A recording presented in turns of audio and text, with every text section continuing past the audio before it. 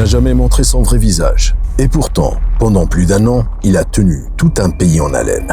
On l'a appelé le monstre aux 21 visages. Un nom venu de l'enfer, un cerveau partout et nulle part. Tout commence le 18 mars 1984, à Nishinomiya, près d'Osaka. 2 hommes masqués et armés font éruption au domicile du PDG de Glico, Katsuhisa Ezaki, puis ils l'enlèvent.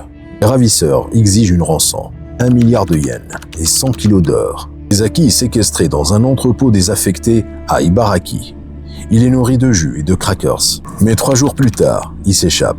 Selon les enquêteurs, il aurait profité d'un moment d'inattention.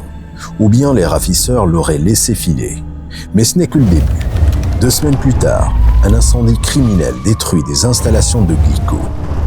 Puis des lettres anonymes sont envoyées à la police et aux médias. Des lettres signées « Le monstre aux 21 visages ».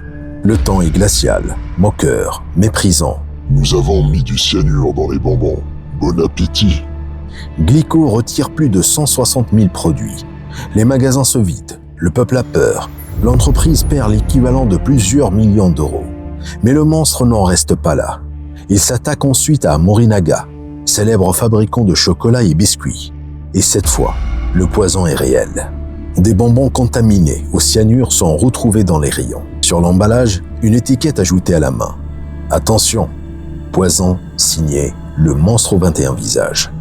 Marude, spécialiste de la charcuterie industrielle et house food, connu pour ses currys instantanés. L'alimentation quotidienne des Japonais devient une menace. 40 000 policiers sont mobilisés. Une silhouette est filmée près d'un distributeur. Lunettes noires, cheveux lisses, regard perçant. Les médias l'appellent l'homme au regard de renard. Mais il disparaît, comme un mirage. Les lettres continuent. Les inspecteurs sont stupides, on se régale. La honte devient nationale. Le pays s'enfonce dans une psychose alimentaire. Le 7 août 1985, l'inspecteur Yamamoto, chef de l'enquête, met un terme à sa vie. Une lettre du monstre arrive peu après. Quel dommage, il était bon cet inspecteur. Adieu. Et puis, plus rien. Silence. Plus de lettres. Plus de poison.